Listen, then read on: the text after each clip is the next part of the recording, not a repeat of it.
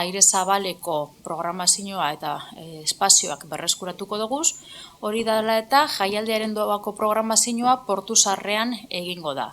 Eta ziur gagoz, paraje eder honetan hitze disfrutatu ahal izango dugula festivala.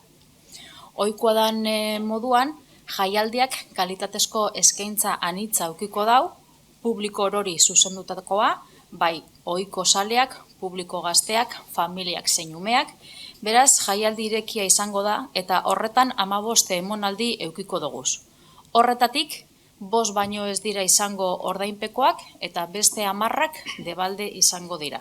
Publiko guztiak disfrutatu dagia.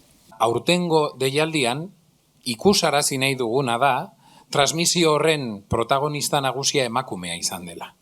Etxean musikaren transmisio nagusia egiten du emakumeak. Baina, gero arazo bat egon da jauzi hori eszenatokira egiterakoan. Folk musikaren eszenatoki handietara jauzi egiterakoan, askotan emakumea ez da araño iristen. Kristalesko sabaia hemen ere badago.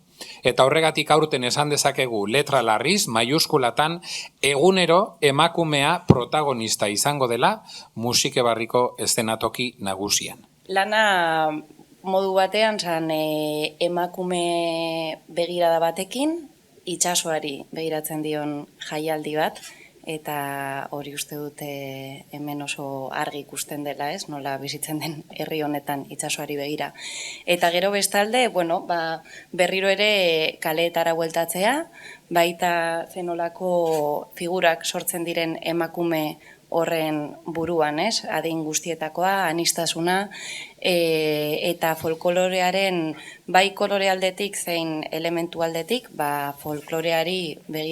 folk musikari begiratzen zion